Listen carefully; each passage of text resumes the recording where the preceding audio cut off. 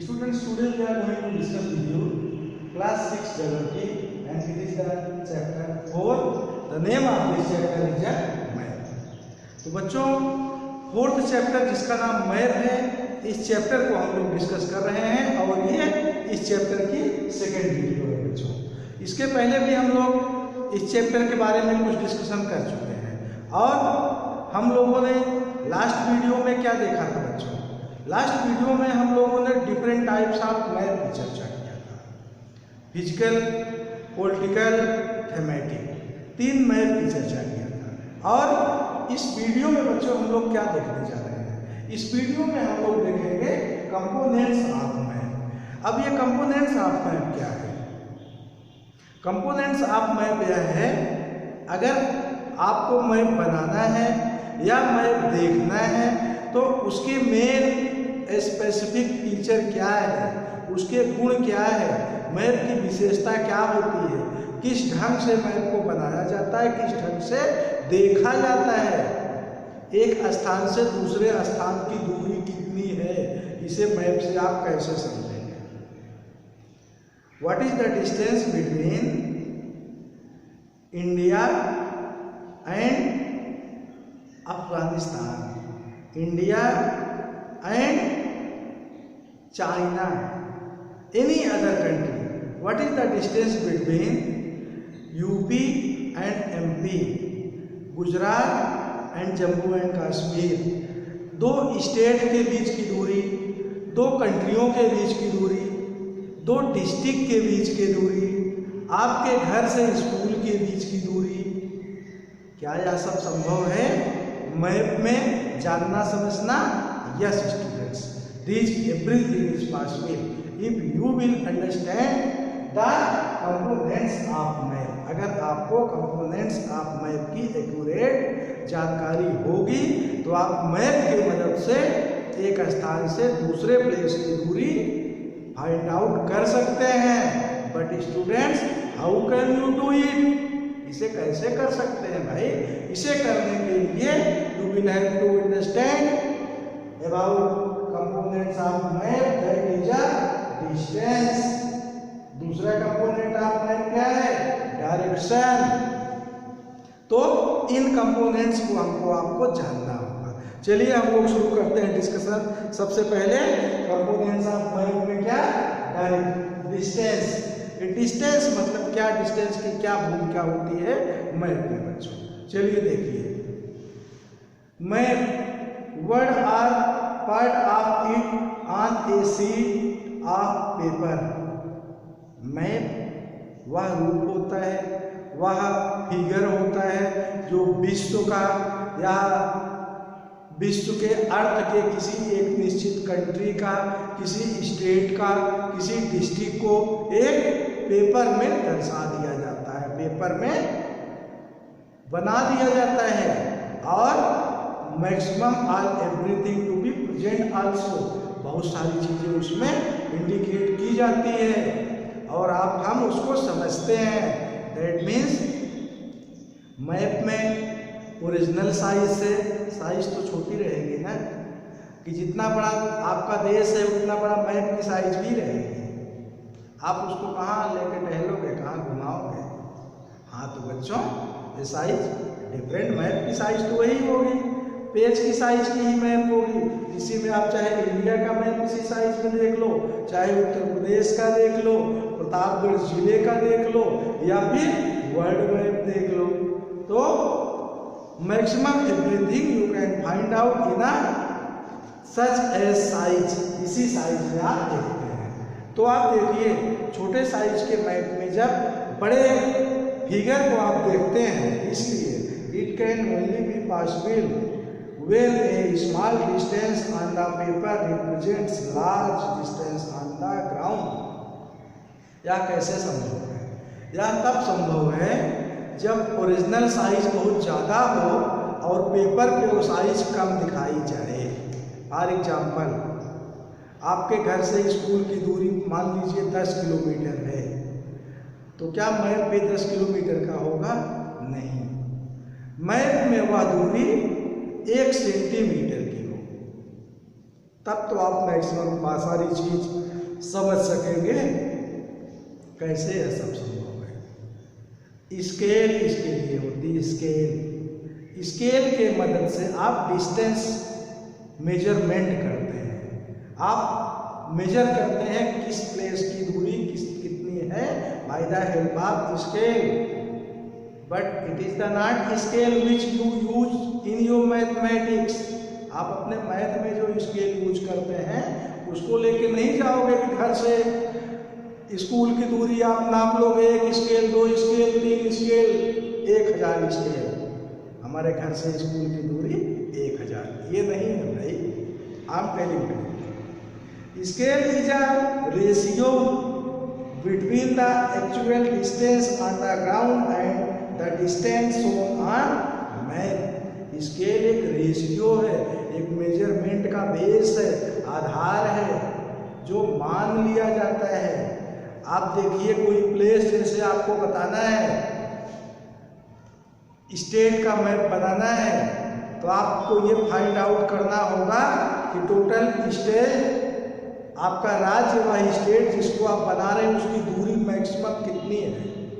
मान लीजिए आप स्टेट की दूरी बना रहे हैं, मैक्सिमम दूरी आपको लगता है 700 किलोमीटर है, तो 700 दैट मीन्स यहाँ से यहाँ की दूरी, मैप के लार्जेस्ट प्लेस की दूरी 700 किलोमीटर।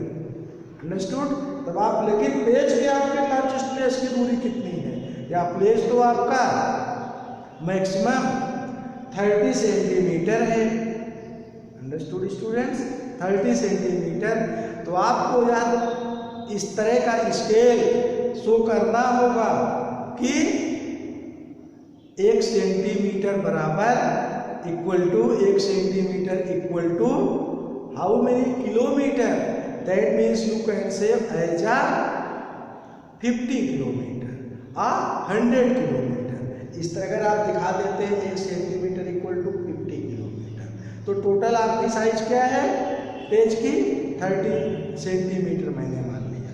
तो एक प्लेस कितना बन गया आपका 50 30। दैट मीन्स 1 सेंटीमीटर में अगर 50 किलोमीटर है तो 30 सेंटीमीटर में कितना हुआ 1500 किलोमीटर। आपने स्टेट की दूरी क्या मेजर किया है 700। दैट मीन्स इसलिए आप फाइंड आउट कर सकते हैं। अब आगे हम लोग देखते हैं। कंफ्यूजन है, प्रॉब्लम लग रहा है, चलिए आपको हम बताते हैं थोड़ा और इजी वे में आपको डिस्टेंस। देखिए अब बोर्ड पे आप आएंगे तब आपके समझ में और अच्छी तरह आएगा। आपको लगना चाहिए कि सचमुच हाँ सर क्या बात है, ये बात है। देखिए मान लीजिए आपका ये भाई मैप तो मेरी अच्छी नहीं है, ये आपका स्टेट कोई मैप है, ठीक है, ये मैप है और इसका पेज पे मैप है। इसकी ये दूरी आपके पेज की मान लीजिए मेजरमेंट ये मानना है आपको रेशियो ये 20 सेंटीमीटर है, 20 सेंटीमीटर। और जो जिस स्टेट का मैप आप बनाए हैं वो मान लीजिए 200 किलोमीटर है, 200 किलोमीटर है। तो आपको एक मेजरमेंट रखना होगा कि क्या जिससे कि ये पूरा फाइंड आउट आप ऐसा कर सकते हैं 20 सेंटीमीटर इक्वल टू 200 किलोमीटर। अब 1 सेंटीमीटर इक्वल टू क्या आपका बना 10 किलोमीटर। यहाँ आपने लिख दिया 1 centimetre equal to 10 kilometre. 10 kilometre हो गया। अब आपका मेजरमेंट क्या होगा, अब जो प्लेस आप रेशियो से नापते हैं स्केल से, एक मान लीजिए आपका एक डिस्ट्रिक्ट प्रतापगढ़ यहाँ फॉर एग्जाम्पल और सुल्तानपुर यहाँ, सुल्तानपुर के बाद आपका फैजाबाद। अब आपको क्या करना है प्रतापगढ़ से फैजाबाद की दूरी मेजरमेंट करना है। आपने लिखा 1 सेंटीमीटर इक्वल टू 10 किलोमीटर और आप मेजरमेंट करते हैं तो आपका आता है स्केल में 5 सेंटीमीटर। 5 सेंटीमीटर हो सकता है। तो आप क्या इसको समझेंगे 1 centimetre equal to 10 kilometre, 5 centimetre equal to 50 kilometre. तो कितना दूरी हुई आपके मेजरमेंट के according? 50 kilometre Pratapgarh to Faizabad. अब समझ में आया? चलिए अब आगे चलते हैं बच्चों। ये आपका क्या हुआ? आपने क्या समझा? डिस्टेंस। डिस्टेंस को किस तरह से आप फाइंड आउट करते हैं, समझते हैं? स्केल की मदद से।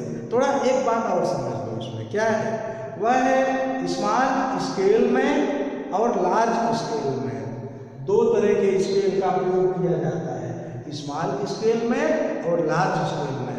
कैसे? वैसे स्मॉल आप समझिए पहले।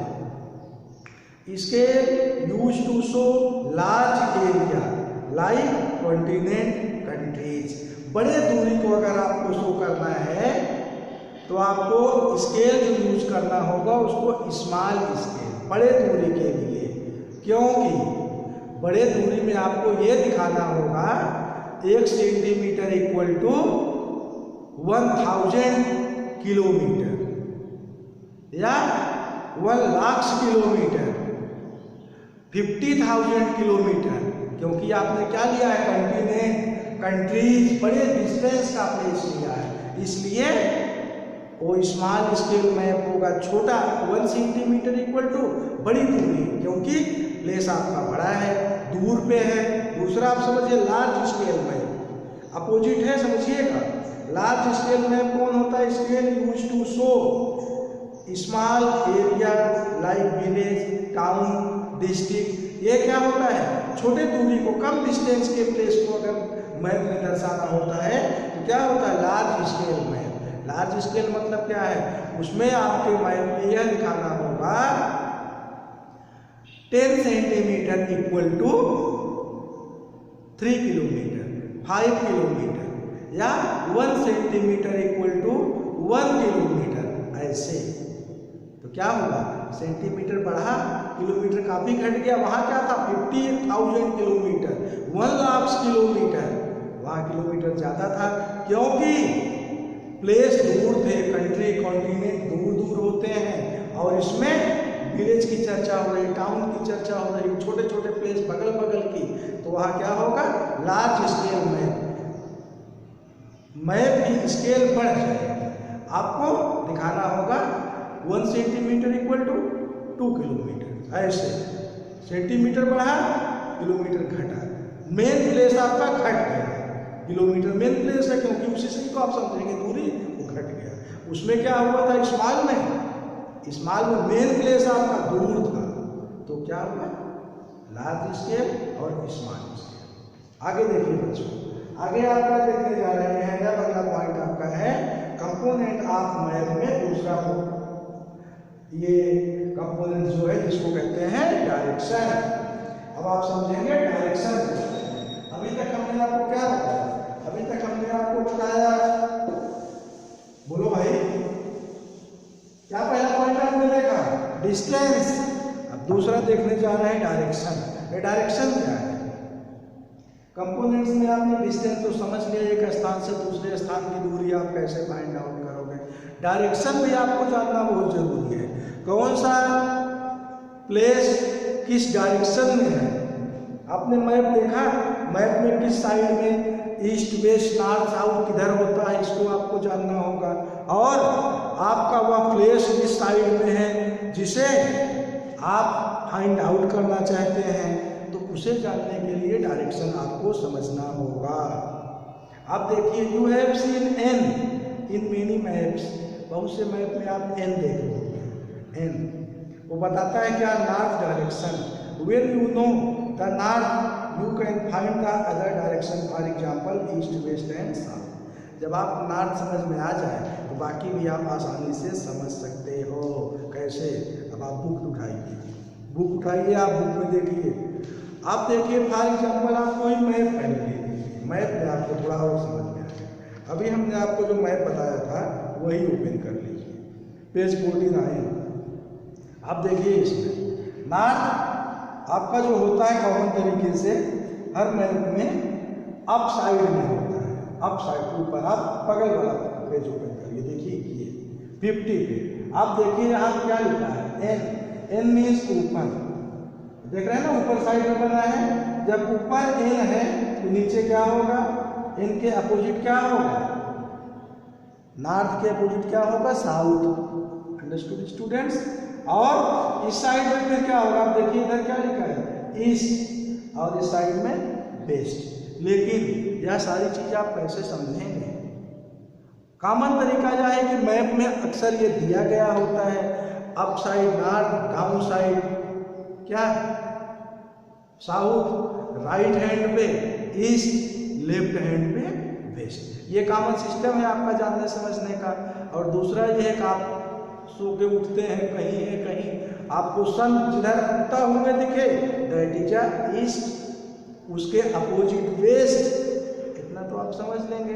फिर आप ईस्ट वेस्ट समझने के बाद नॉर्थ साउथ, भाई ईस्ट में अगर आप फेस अपना करके खड़े हो गए तो नॉर्थ आपका किधर पड़ेगा, लेफ्ट हैंड पे। Understood students? ईस्ट में अगर फेस है तो नॉर्थ लेफ्ट हैंड पे और साउथ राइट हैंड पे। It is the way to understanding direction. इस तरीके से आप डायरेक्शन समझ सकते हो। और इस डायरेक्शन में थोड़ा एक और महत्वपूर्ण पॉइंट है, आप बुक ओपन करिए, बुक में आप समझते चलिए क्या है। आप देखिए इसमें पहले तो ईस्ट वेस्ट नॉर्थ साउथ आपने समझा, जो आपका कोऑर्डिनल डायरेक्शन कहा जाता है, इसे कोऑर्डिनल डायरेक्शन कहते हैं। आप बुक में देख लीजिए पेज 25। आप देखिए चित्र बना हुआ है यहाँ, ऊपर देखिए नॉर्थ, डाउन साइड में साउथ, इस साइड में ईस्ट, इधर वेस्ट। ये कोऑर्डिनल डायरेक्शन है, ईस्ट वेस्ट नॉर्थ साउथ। अब इसके बाद क्या लिखा गया है, कोऑर्डिनल डायरेक्शन के बाद लिखा है इंटरमीडिएट डायरेक्शन। इंटरमीडिएट का मतलब यह हो गया इसी के बीच में, जैसे देखिए नॉर्थ ईस्ट के बीच में क्या है, एन ई, नॉर्थ ईस्ट के जैसे कहा था नॉर्थ ईस्ट, कोई ऐसा प्लेस हो जो यहाँ पे हो नॉर्थ ईस्ट में हो, इसे नॉर्थ ईस्ट बोलेंगे। और अगर ईस्ट और साउथ के बीच में है क्या बोलेंगे, साउथ ईस्ट। पहले एन और एस को पहले लिया जाता है, इसीलिए साउथ ईस्ट। यहाँ पे अगर है वेस्ट और साउथ के बीच में तो साउथ वेस्ट, दिख रहा है बच्चों। और अगर नॉर्थ और वेस्ट के बीच में है तो north west. It is the क्या, इंटरमीडिएट डायरेक्शन, मीन्स बीच के डायरेक्शन यहाँ होता है। समझ में आया डायरेक्शन बच्चों? लास्ट पॉइंट आपका एक रह गया इसमें, और वह है कंपास। इसको भी समझ लीजिए, कंपास क्या होता है। कंपास एक छोटी सी मशीन जैसे होती है। We can find out the direction of the place with the help of the compass. It is the instrument used to find the main direction. It is magnetic needle, always point toward the north and south. एक छोटी सी machine जैसे होती है। मान लीजिए आप कहीं पे कहाँ है, सी में, समुद्र में, वहाँ आपको कुछ समझ में ही नहीं आ रहा है इधर का कौन डायरेक्शन है, तो ऐसे प्लेस के लिए क्या होता है, कंपास होता है। कंपास एक ऐसी नीडल छोटी सी मशीन टाइप की होती है, उसमें 2 नीडल होती है। आप बुक में देख लो भाई, कंफ्यूजन हो तो बुक में देखिए page 25, this is the compass. इसमें 2 नीडल है, आप देखिए नॉर्थ साइड में और साउथ साइड में इंडिकेट कर रही है। तो कंपास की needle always will show north and south, वो हमेशा नॉर्थ एंड साउथ में ही रहेगी। आप उसे कितना भी मूव करिए, मूव होकर नॉर्थ साउथ में चली जाती है। लेकिन आप कहिए ऐसा क्यों सर, तो ऐसा इसलिए तो मैग्नेटिक होती है, उसमें इस तरह का सिस्टम होता है जिस कारण से वो नॉर्थ साउथ में ही रहेगी। क्या होता है इसमें, मैग्नेटिक नीडल। तो बच्चों समझ में आया कंपास? कंपास की मैग्नेटिक नीडल हमेशा नॉर्थ और साउथ की बताती है। तो क्या हुआ, आपने इस वीडियो में बच्चों क्या देखा, कंपोनेंट्स ऑफ मैप, डिस्टेंस आपने देखा, आपने डायरेक्शन देखा। इसके बाद एक कंपोनेंट अभी और बचा है, तो बच्चों उसको हम लोग अगले वीडियो में चर्चा करेंगे। सो बच्चों बाय एंड थैंक्स बच्चों टू ऑल ऑफ यू।